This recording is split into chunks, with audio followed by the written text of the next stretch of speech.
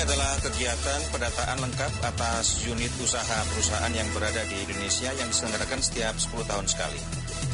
Data hasil sensus ekonomi 2026 dari masyarakat akan menjadi bagian penting dari gambaran karakteristik usaha dan kondisi sosial ekonomi masyarakat Indonesia. Simak editorial Sinta Semarang pada kesempatan siang hari ini bersama dengan narasumber dari BPS Kota Semarang bertema Sukseskan Sensus Ekonomi 2026 dengan tema dari Secangkir Kopi untuk Data Ekonomi Indonesia bersama saya, Yunus Kustanto.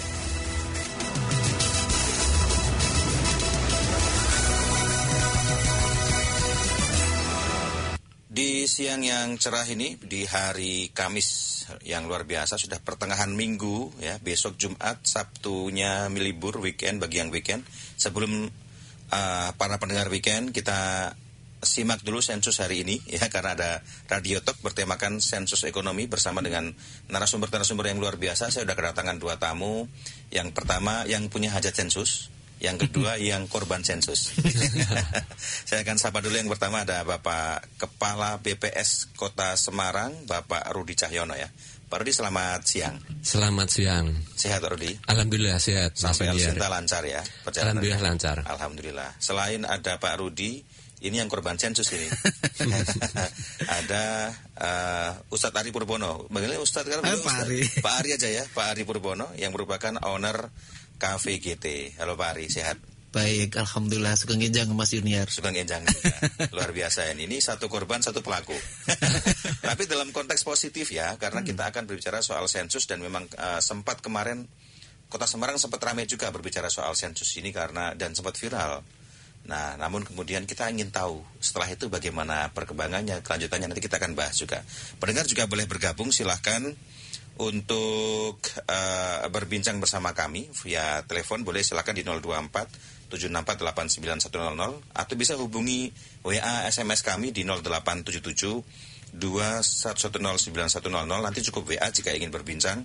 WA ke kami, nanti kita akan kontak dari PC redaksi untuk bisa bergabung untuk berbincang bersama kami. Tentunya pendengar juga banyak akan bertanya. Nah, kita akan mulai dengan pertanyaan yang paling dasar dulu. Berkaitan dengan sensus. Ini sebenarnya sensus ekonomi itu apa, Pak? Apa bedanya dengan sensus-sensus yang lain? Kan BPS juga ada sensus pertanian, seingat saya beberapa tahun yang lalu. Kemudian juga ini di Kota Semarang juga ada berbarengan dengan sensus dari Bapenda, kalau tidak salah. Nah, ini apa yang membedakan sensus-sensus itu dengan sensus ekonomi yang diadakan pada BPS pada tahun ini, Pak? Ya, terima kasih Mas Junior. Jadi BPS itu berkewajiban melaksanakan sensus. Ini merupakan amanat dari PBB. Setiap negara itu wajib melaksanakan sensus paling tidak 10 tahun sekali. 3 sensus yang kita laksanakan, sensus penduduk, itu dilakukan di tahun yang berakhiran angka 0. Kemudian sensus pertanian, dilakukan di tahun yang berakhiran angka 3. Dan sensus ekonomi yang dilakukan di tahun yang berakhiran angka 6. Untuk sensus penduduk tentu tujuannya adalah kita ingin mengetahui jumlah atau struktur persebaran penduduk. Jadi kalau bicara sensus penduduk itu istilahnya cacah jiwa. Kita pengen mengetahui jumlah penduduk. Kemudian kalau sensus pertanian, tujuannya adalah kita ingin memotret pelaku usaha tapi khususnya di sektor pertanian. Mulai dari subsektor tanaman pangan, perkebunan, hortikultura, sampai ke sektor kehutanan. Nah, itu kalau sektor pertanian. Nah, kemudian untuk sensus ekonomi, ini tujuannya adalah rancangannya memotret usaha tapi di non-pertanian. Ya, pertambangan, penggalian, industri, konstruksi, seterusnya sampai ke sektor jasa. Tapi spesialnya di sensus ekonomi 2026 ini, jadi cakupan usahanya sekarang tidak hanya non-pertanian, tapi juga termasuk sektor pertanian.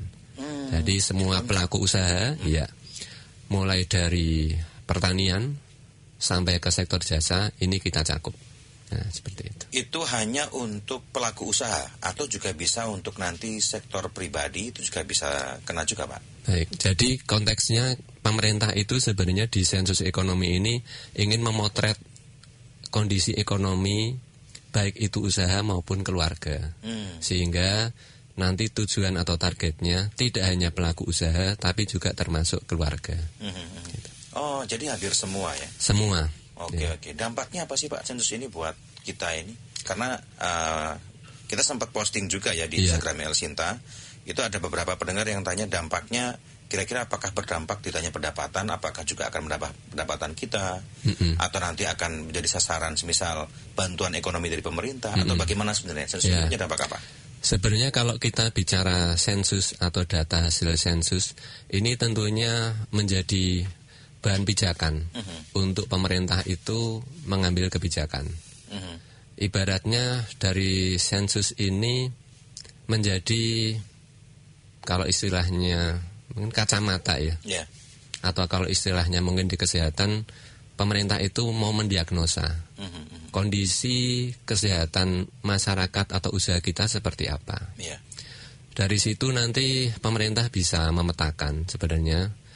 Kalau misalnya bicara di usaha, mungkin dari situ kita bisa mengetahui bagaimana perkembangan suatu sektor, bagaimana kondisi sektor tersebut, apakah produktif, apakah perlu intervensi, ya. Jadi dampaknya ya, kalau untuk masyarakat memang tidak secara langsung, ya. Tapi nanti ketika pemerintah merumuskan kebijakan, maka tentunya basisnya adalah pada data. Dan data BPS diakui akurat ya? Insya Allah akurat. Ya, insya Allah petugas kami kita sudah latih melaksanakan tugas sesuai SOP, ya tujuannya untuk menghasilkan data yang akurat. Mungkin barangkali dikasih gambaran lebih rinci ya Pak. Mungkin barangkali lebih mendasar. Semisal kalau petugas BPS datang ke pelaku usaha seperti Pak Ari, nanti kira-kira apa yang akan didapatkan ke pelaku usaha itu, kira-kira apa? Kemudian kalau kemudian datang ke keluarga, kira-kira apa nanti akan didapatkan secara manfaat? Tadi kan secara umum ya. Kalau lebih spesifiknya bagaimana Pak? Ya, kita misalnya bicara waktu sensus ekonomi tahun 2006. Dari situ pemerintah itu mengetahui bahwa ternyata kontribusi dari sektor UMKM itu sangat luar biasa. Jadi hampir 100% ekonomi kita itu adalah dari kontribusi sektor UMKM. Akhirnya pemerintah merumuskan yang namanya undang-undang ya, nomor 20 tahun 2008 tentang tadi UMKM tadi. Gitu. Nah itu kenapa data tadi sangat penting. Untuk pelaku usaha, jadi misalnya sama, mungkin masih bicara UMKM. Ketika kita pengen memotret berapa UMKM di suatu wilayah, ya tentunya itu kan akan bermanfaat. Misalnya nanti untuk kementerian tertentu, UMKM yang perlu diintervensi berapa? Tentunya akan beranjak dari data.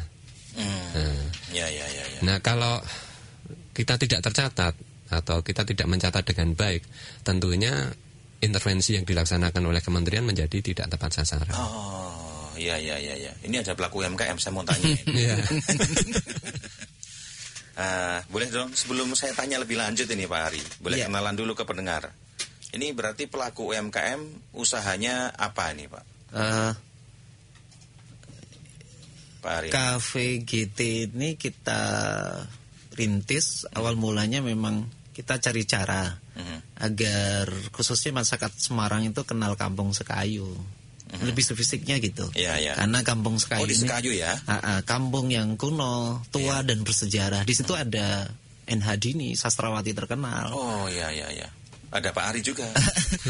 Kampung tua dikepung dengan pusat perdagangan dan jasa. Kampungnya mumpet begitu. Belakang Paragon ya. Dengan perkembangan metropolitan yang luar biasa. Tapi saya kira ini bisa saling bersamaan.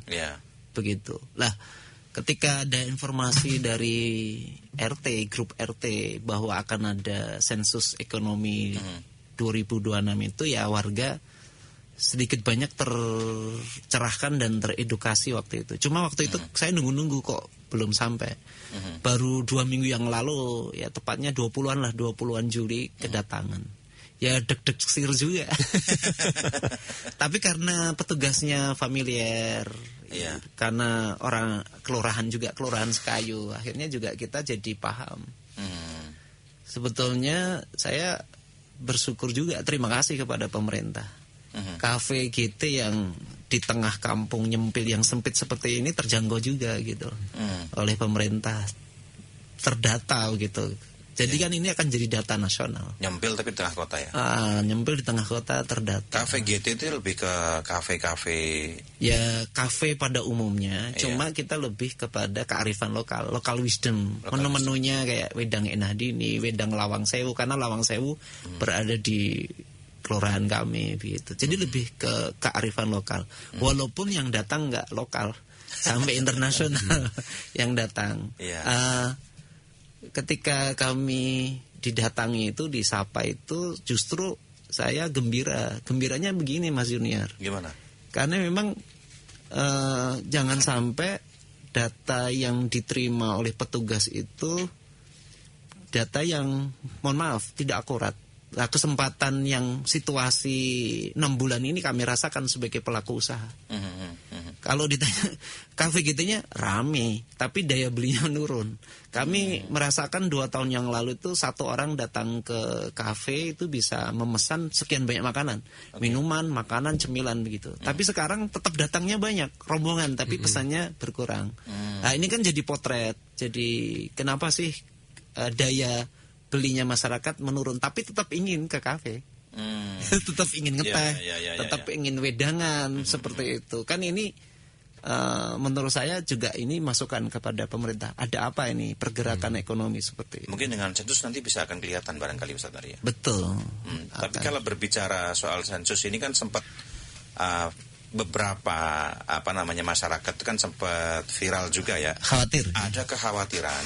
Itu dirasakan nggak selaku pelaku UMKM dan juga ini bahwa ada kekhawatiran ke arah situ nggak? Saya malah khawatir kalau kemudian sensus ini tidak mendapatkan data yang akurat tentang kondisi yang real. Malah justru saya menunggu petugas. Kayak ada tanya gini. Pendapatannya berapa sih Mas Ari di kafe ini sambil santai, saya sediakan minuman. Akhirnya kita ngobrol, tahu sensus ini untuk membaca sebuah peta kekuatan ekonomi kita selama ini tuh seperti apa. Ternyata, mohon maaf Mas Junior, sekecil kafe gitu sudah banyak memberikan sumbangsi. UMKM yang berada di sekitar kafe itu ibu-ibu pada nitip semuanya. Teman-teman muda ya Karang Taruna dan seterusnya bisa berkarya. Kemudian penyerapan tenaga kerja ya, walaupun kecil tapi ini berdampak. Kami juga ditanya pendapatannya berapa, kemudian belanjanya berapa, ditanya apa adanya, saya jawab apa adanya. Nggak apa-apa ditanya seperti itu. Nggak ada masalah. Karena termasuk sempat ada yang komen juga di IG-nya El Sinta itu, kenapa kok sampai hal pribadi ditanyain, khawatir nanti malah kenapa gitu. Nggak ada kekhawatiran itu. Kalau saya sih karena usaha kecil dan rintisan nggak terlalu khawatir ya. Kan ini bukan audit ya. Ini beda harus diperjelas ini. Ini bukan audit. Artinya BPK ingin ya wajar. Ini pendapatannya berapa, tamunya sekian, kemudian belanjanya sekian. Itu kan akan memberikan data yang semakin data yang kita sampaikan wajar dan valid akan membantu pemerintah sih saya. Akhirnya saya apa adanya ditanya. Ini kafe ini punya sendiri Mas Ari? Iya. Lah saya nyari kontrakan nggak dapat, mahal-mahal. Akhirnya pulang ke rumah. Akhirnya kan dipahami seperti itu. Dan saya kembali ke rumah juga dipahami oleh pemangku kepentingan. Karena situasi kan sulit. Sekarang RT, RW, lurah, kecamat akhirnya memahami. Dan ini kan memicu Mas. Nanggone kampung sempit aja bisa memberikan semangat kepada yang lainnya juga ingin bikin usaha seperti itu. Oke, baik. Nah, kita lanjutkan ya. Saya juga pengen tanya, ini bedanya dengan audit apa? Ini kan sudah disinggung sedikit oleh Pak Ari, nanti Pak Rudi barangkali bisa menjelaskan lebih banyak. Siap. Baik, nanti kita akan kembali berbincang. Pendengar juga boleh silakan bergabung karena sudah ada beberapa WA juga yang ingin minta bergabung pendengar KL Sinta. Nanti kita akan barangkali setelah iklan boleh pendengar bisa bergabung bersama kami via telepon 0877 210 910 atau di 024 764 89100. Tetaplah bersama kami. El Sinta News and Talk. Kembali dalam Radio Talk El Sinta Semarang hari ini. Kita masih berbincang bersama dua narasumber. Satu ada Pak Rudi selaku Kepala BPS dan juga ada Pak Ari selaku pelaku usaha yang sempat di sensus kemarin. Tadi kita sudah ngobrol banyak. Sebenarnya saya ingin bertanya berkaitan dengan sebenarnya sih bedanya audit dengan sensus apa sih? Ya karena ada beberapa kekhawatiran mungkin barangkali ini karena audit. Nanti kalau diaudit malah dampaknya mungkin kalau ada data yang nggak benar malah jadi masalah ke belakangnya. Nanti kita akan bahas itu.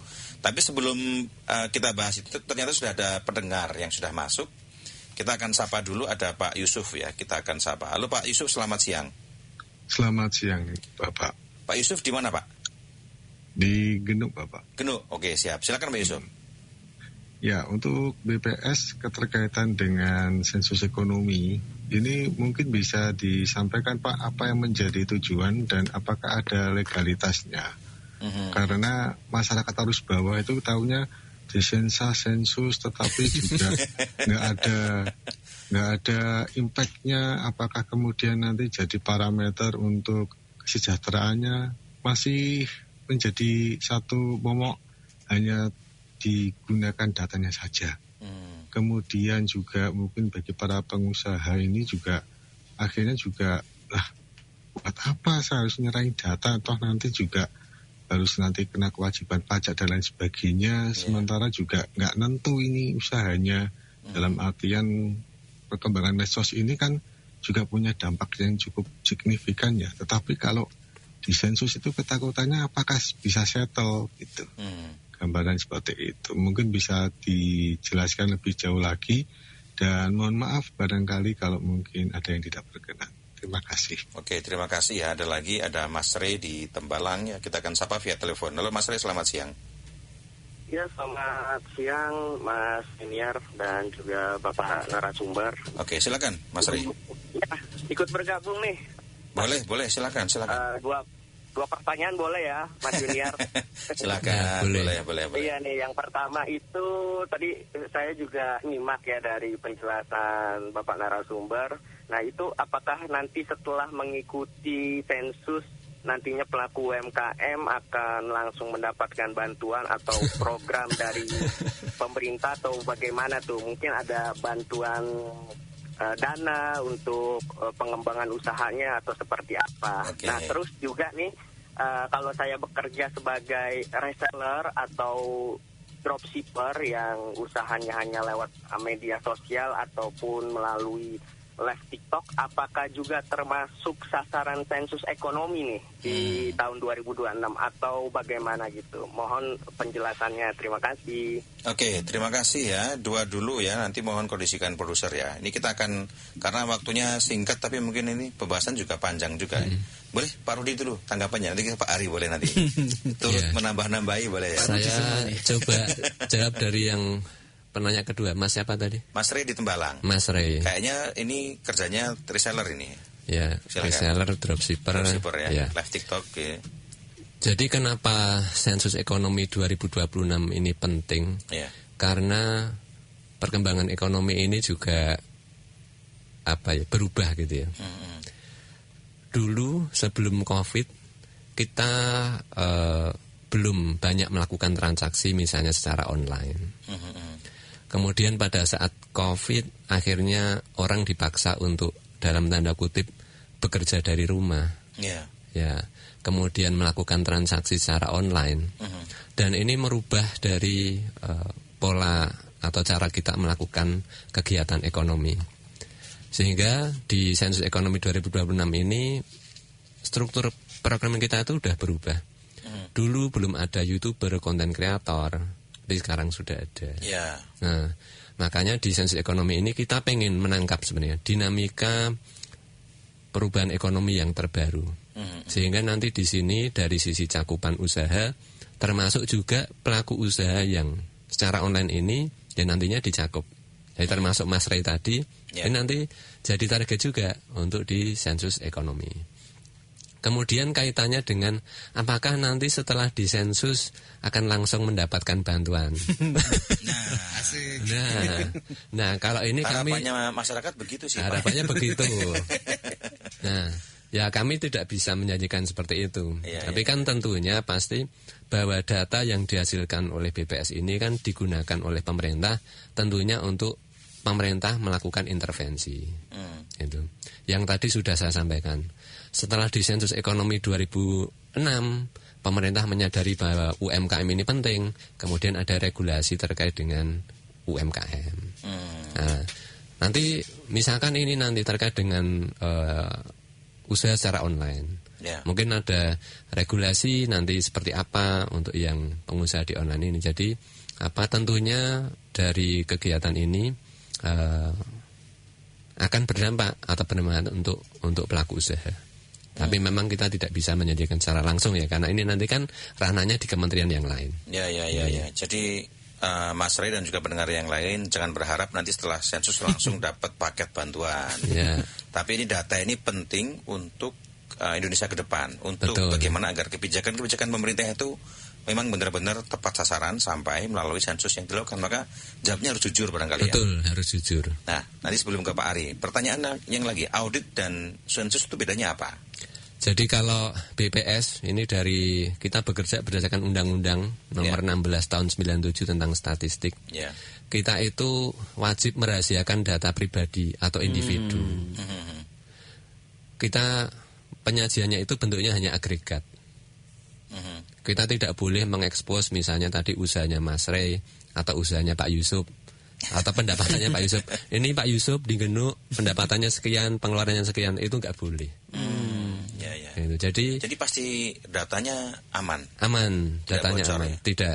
Tidak bocor. Dan selama ini kan Mas Junior tahu atau Mas Ari juga tahu, maksudnya tidak pernah ada kebocoran data di BPS. Ya, kita sudah melakukan sensus berapa kali. Yang bocor malah kementerian yang lain ya. Nah, itu saya nggak mau jawab. Seperti itu. Jadi kita jamin kerahasiaan keamanan data dari pelaku usaha maupun teman-teman dari keluarga ini, dari rumah tangga. Tadi yang Pak Yusuf sudah kejawab belum ya Pak ya? Yang dari Pak Yusuf tadi apa tadi ya? Tadi ya apa namanya? Tujuan ya. Tujuan mungkin sudah sempat dijelaskan. Kemudian juga jangan sampai salah paham di bawah. Kemudian juga berkaitan dengan usaha itu kan dinamis, apalagi sekarang juga naik turun. Itu nanti gimana pengaruhnya ke sensus? Nah itu tadi yang seperti disampaikan Mas Ari ya. Harapannya responden itu jujur. Kalau memang usaha tadi lagi lesu. Kebanyakan rojali, rombongan jarang beli, atau roh halus, rombongan hanya ngelus-ngelus, tapi nggak beli, gitu. Ya. Pak Ardi lucu juga ya ini ya.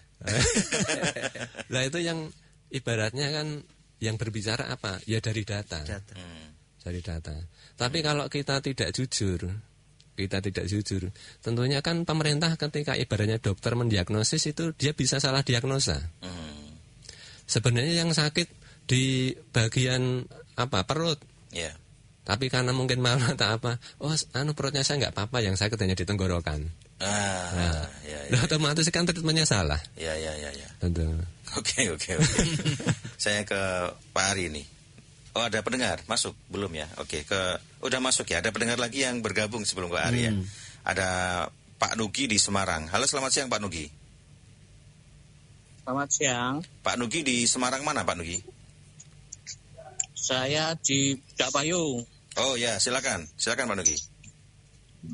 Saya punya rumah usaha kecil jualan online di rumah. Tidak punya foto fisik. Apakah usaha seperti saya tetap ada datanya di sensus ekonomi 2026? Ininya apa Pak? Usahanya apa Pak? Apa Pak? Usahanya apa? Itu di esteller. Esteller di rumah ya.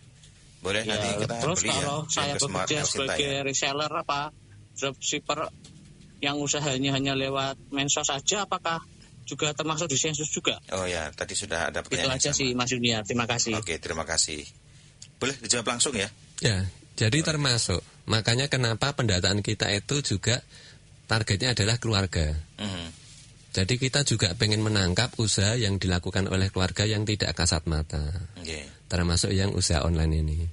Nah, jadi nanti yang roh halus tadi. Iya. Kalau roh halus itu rombongan hanya ngelus-ngelus barang aja.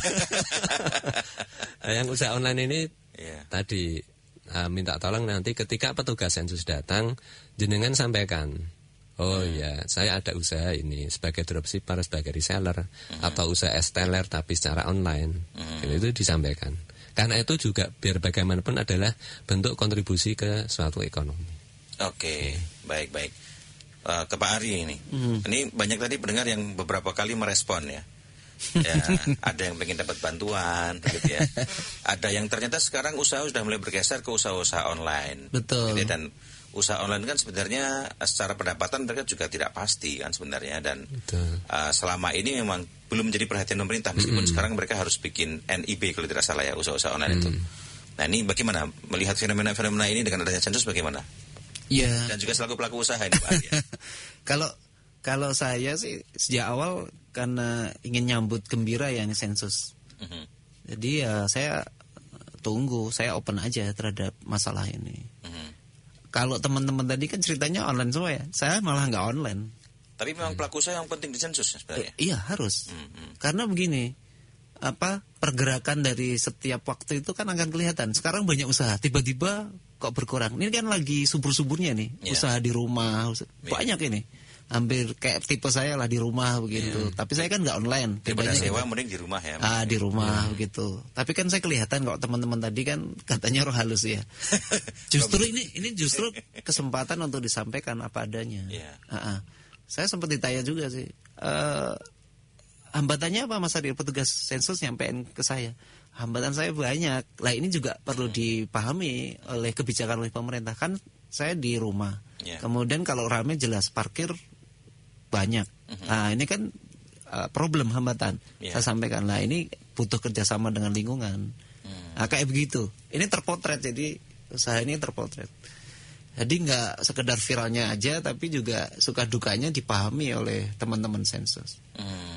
Ini akan membuat sebuah kebijakan yang nanti regulasi mungkin walaupun sudah ada undang-undang UMKM nanti lebih ekonomi sejahtera lah gitu. Jadi ini kalau menurut saya kesempatan bagi kita di saat kondisi ekonomi yang memang kalau menurut saya ini memang tidak terlalu, saya rasakan belum terlalu baik. Kok ada sensus, ini kesempatan bagi kita untuk memberikan input data sewajarnya kepada pemerintah ketika saat nanti memberikan kebijakan itu ya. Kalau tadi kan bantuan tepatlah kepada kita pelaku usaha itu. Meskipun bantuannya nggak langsung. Nggak langsung. Nanti masih ada waktunya sendiri lah ya. Ada waktunya sendiri. Oke, berarti memang sebenarnya kalau secara konteks usaha memang harusnya pengusaha nggak ragu. Nah ini kalau masih ada pengusaha yang ragu, bagaimana harusnya? Rugi Mas. Jadi begini, kayak saya didatangi, kan nanti masuk database nasional ya. KVGT masuk. Kalau tadi yang Mas Ray dan yang dari Pudak Payung masuk data itu oleh ini. Kan perkembangannya nanti sensus 10 tahun yang akan datang dilihat lagi. Masih ada apa enggak nih usaha ini? Terpotret oleh mereka. Atau jangan-jangan malah berkembang bagus. Kalau saya sih menyikapi ini bersyukur banget. Agar kebijakan pemerintah ke depan, kalau UMKM benar ini adalah sokok guru bangsa ini dari ekonomi kerakyatan, sebagaimana yang didengung-dengungkan oleh pemerintah, presiden. Nah, ini saat yang tepat kita lewat sensus itu.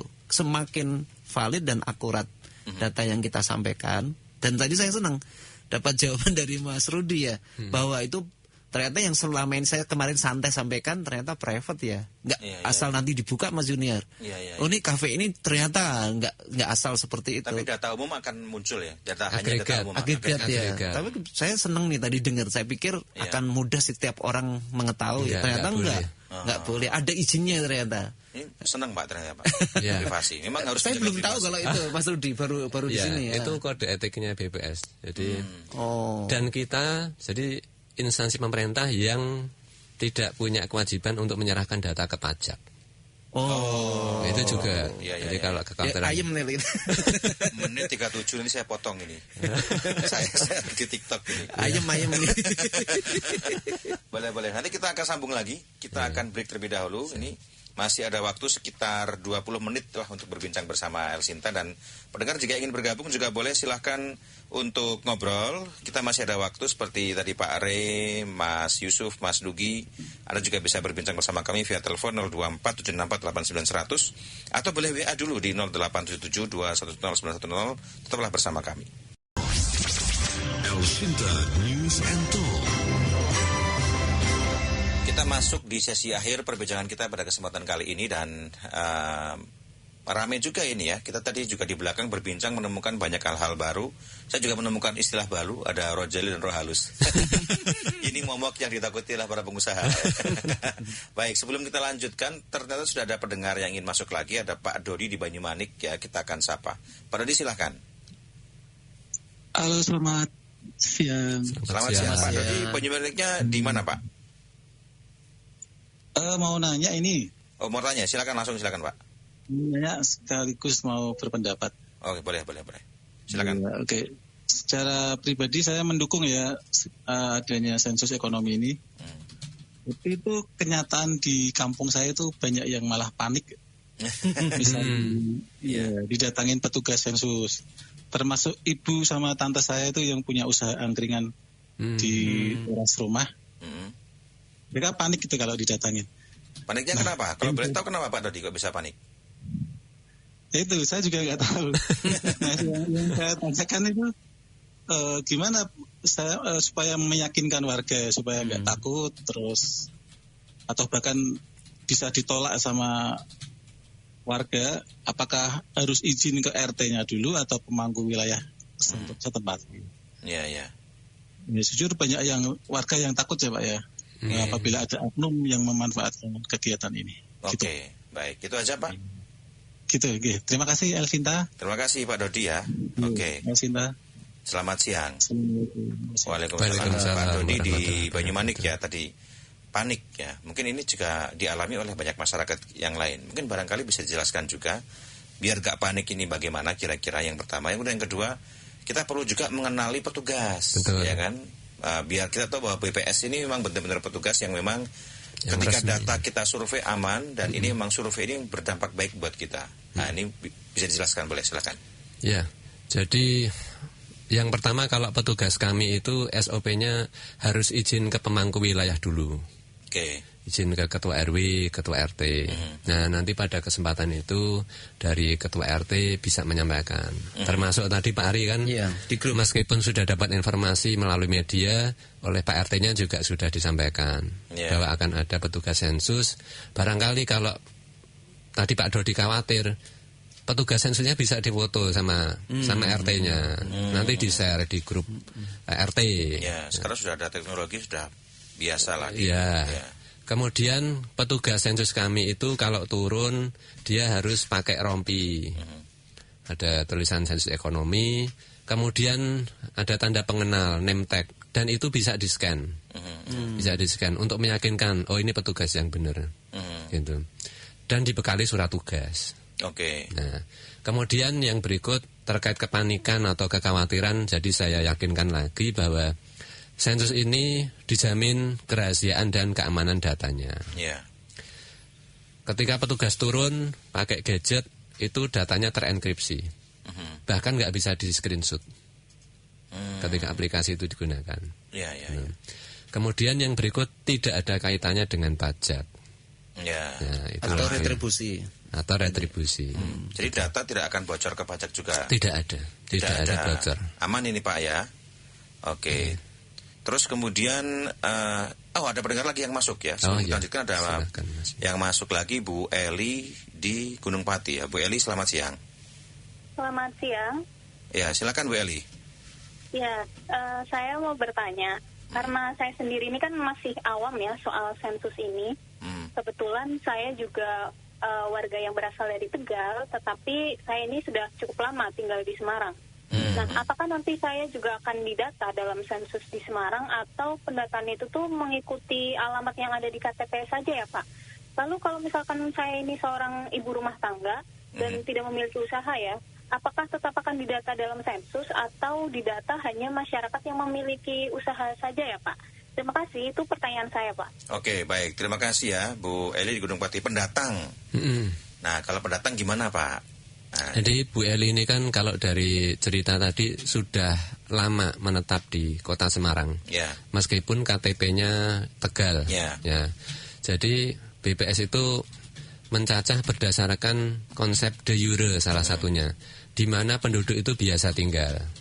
Jadi meskipun KTP-nya Tegal, karena sudah berdomisili dan bertempat tinggal di Semarang, maka untuk sensusnya dicacah di Semarang. Kemudian terkait dengan saya tidak punya usaha. Jadi yang tadi sudah saya sampaikan, ini tidak hanya memotret kondisi ekonomi usaha, tapi juga kondisi ekonomi keluarga. Oke, jadi nanti untuk Bu Eli nanti tetap didata Bu, meskipun tidak ada usaha. Oke. Baik, luar biasa ini ya. Jadi tapi memang door to door ya Pak. Kalau sensus itu door to door bisa lewat misal kuesioner online, Google Form gitu, misal karena jarang di rumah gitu. Ya, sebenarnya untuk kita pendataan secara online itu ada, tapi lebih spesifik untuk yang perusahaan besar, menengah besar. Itu mereka bisa mengisi datanya secara mandiri, online. Oh, jadi bisa online ya? Bisa, untuk yang perusahaan menengah atau besar bisa. Oke. Jadi memang kalau kita berbicara sensus ini yang paling saya tegaskan kembali. Yang pertama memang sensus ini bermanfaat untuk masyarakat. Yang kemudian yang kedua datanya memang aman. Artinya aman itu data ini tidak akan kemana-mana. Hanya untuk keperluan statistik saja. Dan hanya dimiliki oleh BPS. Ya. Oke, jadi semisal ada petugas pajak mau minta itu nggak boleh. Nggak boleh. Kita nggak ngasih. Aman ini Pak. Gimana Pak Ari? Ya, saya dengar di studio ini jadi ayam gitu Mas Yuriar. Selama ini yang kita khawatirkan kan biasanya persoalan dunia usaha UMKM itu kan nanti dampaknya ke pajak atau retribusi. Baru tumbuh nanti dikenakan. Kan banyak yang diviralkan begitu. Tapi dari Pak Rudi selaku pemangku kepentingan ini tentang sensus 2026, ya ini jadi ayam bagi kita. Jadi nggak sembarangan nanti data kita kemudian keluar gitu. Itu menurut saya bagus. Jaminan yang menurut saya ini menenangkan bagi pelaku usaha. Nah, itu mudah-mudahan bisa dipegang komitmen ini. Iya. Betul.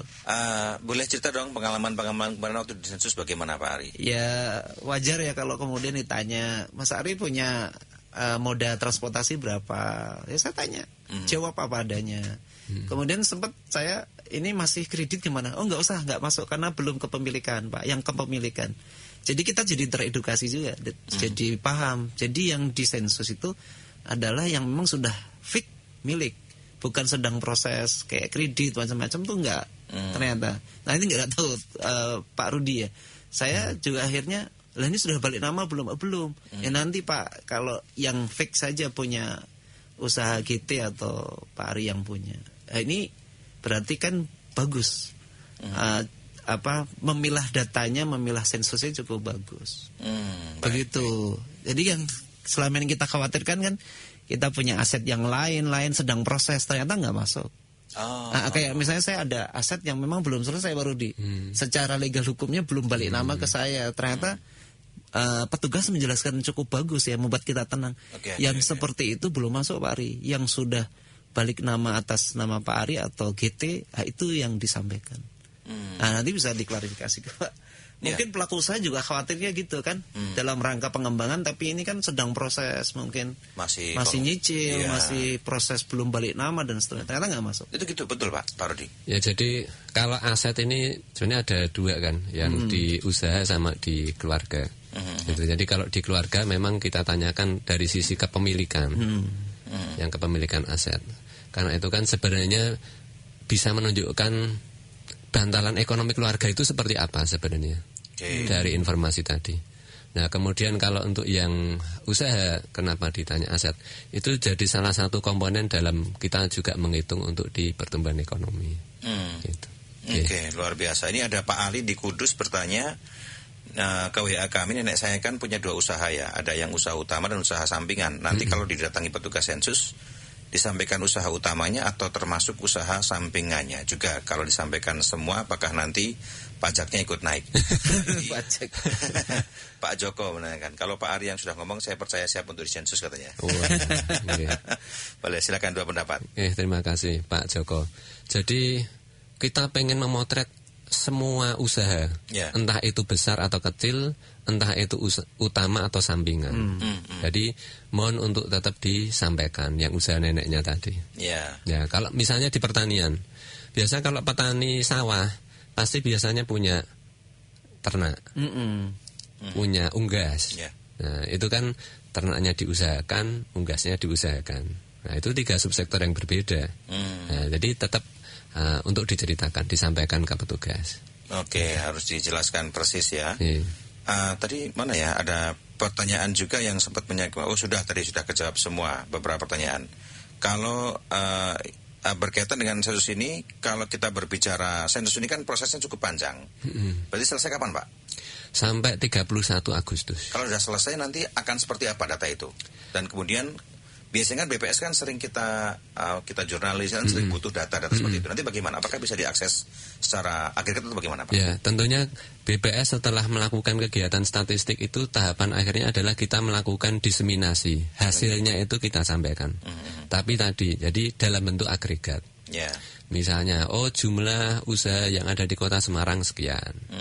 Jumlah keluarga Kota Semarang sekian. Yang berusaha di pertanian sekian, yang di industri sekian, yang berbadan hukum atau yang UMKM, yang usaha besar sekian. Jadi sifatnya agregat semua. Gitu. Baik. Jadi memang kondisinya memang bisa diakses, tapi dalam kondisi yang umum. Ini yang bikin kemudian pelaku usaha Pak Ari ini tenang begitu ya. Tapi ada harapan nggak sih Pak Aris misal selaku pelaku usaha, setelah sensus ini harus seperti apa dan baiknya nanti kebijakan pemerintah bagaimana buat para pelaku usaha seperti Pak Ari ini? Setelah kayak kita ya UMKM atau pelaku usaha kecil ini secara terbuka menyampaikan data secara transparan, valid, akurat kepada petugas ya. Mudah-mudahan kita harapkan tidak terlalu lama kebijakan pemerintah sebagaimana tujuan sensus ya untuk mensejahterakan masyarakat dari bidang ekonomi ini, kemudian memunculkan harapan-harapan baru baik dari regulasinya sampai kemudian kebijakan real ke bawah, intervensi ke bawah. Baik itu pemerintah pusat, provinsi maupun kota. Nah, ini kita tunggu lah. Tentang kecepatan itu kan kembali kepada data itu terkumpul. Ya mungkin kayak ada teman saya, kalau belum didatangi gimana nih Mas Ari? Apakah nanti misalnya ada yang belum tersisir gitu Mas Yuniar? Kayak ada teman sih ngomong, aku durung ditekani gitu. Gimana nih Mas Rudi kalau belum didatangi? Apakah aktif untuk menyampaikan atau bagaimana nih? Ini kami juga nanti akan upayakan nanti membuat semacam informasi sosialisasi ya. Kemana itu berarti kita? Nanti bisa sampaikan ke nomor layanan kami. Jadi kalau belum terdata, khawatir nanti terlewat. Ingin seperti saya terdata begitu. Nanti bisa sampaikan ke 0851 1711 3374. Nanti juga akan kita sampaikan nanti secara berjenjang ke pemerintah kecamatan dan kelurahan. Kalau yang 0815 1126 2026 itu nomor apa berarti ya? Ada di website BPS kalau nggak salah ya, nomor itu. Atau tadi yang nomor itu berapa tadi Pak? Yang nomor barusan Pak disebutkan? Iya, ke ini 0851 1711 3374 3374 ya. Iya. Ini kalau masyarakat pengen disensus, kan barangkali khawatir kelewat itu misalnya. Ngobrol dengan perbincangan ini terus kemudian tercerahkan. Oke, nanti kami siap. Tapi kalau kemudian BPS punya data sebenarnya, ini siapa saja yang mau didata, pengusaha sudah ada pemetaan sebenarnya Pak? Sebenarnya kan kita sudah punya prelis ya, karena kita sudah pernah sensus sebelumnya. Gitu. Jadi kita tuh petugas datang tidak nol ya, sebenarnya sudah ada daftar acuannya. Sifatnya ini sebenarnya memutakhirkan sebenarnya. Gitu. Baik. Saya ulangi lagi bagi para pendengar barangkali yang ingin menghubungi atau pengen disensus ya. Silakan menghubungi ke nomor 085 117 113 374. Gitu. Ini nomor yang bisa Anda hubungi kira-kira kemudian nanti para pendengar ingin disensus atau kemudian ingin mendapatkan informasi berkaitan dengan sensus. Ini 24 jam Pak, hotline. Nanti kami responnya pas di jam kerja. Jam kerja di jam berapa sih BPS? Jam 7? Jam 8. Jam 8 sampai jam 16. Oke. Ya, jam kerja pada umumnya ya, kira-kira begitu ya. Kalau di lingkungan Sekayu masih banyak Pak yang kira-kira dari pengamatan Pak Ari yang belum disensus atau bagaimana responnya? Karena tengah kota ya. Kemudian tadi banyak yang bekerja, kayaknya memang. Tapi saya lihat perkembangannya udah ini kok hampir 60 lebih lah, 60% ya. Udah berapa persen Pak sebenarnya? Saat ini yang sudah responden yang sudah dikunjungi itu ada 72%. Ya 60-70 lah sekitar itu. 2 minggu 3 minggu yang lalu kok terasa baru 34% ya? Itu di awal Juli. Awal Juli ya. Kalau Juli. Sekarang udah lebih ya, 60% lebih lah. 72%. Dan kebanyakan ini ya warga gitu juga menerima ya Pak, positif ya Pak. Saya lihat panik kayak Pak Dodi gitu ya Pak. Kayaknya karena tadi ya edukasi, kemudian petugas itu kita familiar, masyarakat di situ, ya kita welcome aja sih. Oke. Mungkin yang terjadi di beberapa tempat karena mungkin tadi ya perlu sosialisasi, kemudian khawatir kalau petugas yang datang ke saya sih lengkap sih, walaupun saya kenal tetangga. Ya formal SOP-nya gitu, datang dia pakai seragam, menunjukkan identitasnya, surat tugasnya. Walaupun kenal ya. Bagus sih, bagus SOP-nya ditepati. Diikuti. Diikuti. Terakhir barangkali Pak Ari ada pesan ataupun juga harapan atau closing teman berkaitan dengan sensus ini Pak. Iya, bagi khususnya teman-teman pelaku usaha kecil kayak saya ini, jangan lewatkan momentum sensus yang hanya terjadi 10 tahunan ini, kemudian kita mohon maaf, ogah-ogahan atau asal-asalan. Ini kesempatan bagi kita untuk lebih besar lagi peluang ke depan. Harapannya ekonomi kerakyatan usaha kecil ini mendapatkan porsi besar kebijakan dari pemerintah. Saya sih yakin itu. Oke, baik. Terima kasih. Sebelum saya akhiri juga, ini ada pertanyaan. Mungkin ini informatif dan barangkali penting juga. Pak Trio menyampaikan, Pak ini kemarin saya dapat link pengisian sensus lewat WhatsApp. Itu benar atau tidak ya? Apa memang ada pengisian sensus lewat WA? Karena dapat dari share-sharean grup, Pak Trio menyampaikan. Gimana Pak? Jadi kalau untuk yang link pengisian itu nantinya ada 2 sebenarnya. Ada yang sifatnya general, ada yang sifatnya unik. Nah, kalau di yang sifatnya unik itu nanti responden itu harus mengisikan OTP-nya, one time password. Jadi yang bisa mengisi atau yang tahu hanya yang bersangkutan. Oh, mungkin barangkali juga nggak boleh sembarangan juga ya ada link semacam ini ya Pak? Ya, nah ini yang jelas nanti kita yakinkan lagi ya. Jadi itu ada link khusus memang, link khusus gitu. Tapi bukan Google Form ya. Bukan Google Form. Kalau Google Form bahaya hati-hati. Ya, dan itu nanti akan diminta untuk memasukkan one time password. Oke, baik. Terakhir Pak, ada pesan dan juga closing teman dan juga harapan buat para pendengar di untuk kita hari ini. Para pendengar Radio El Sinta dan masyarakat Kota Semarang pada khususnya sensus ekonomi 2026 ini masih berlangsung, insya Allah nanti sampai dengan 31 Agustus.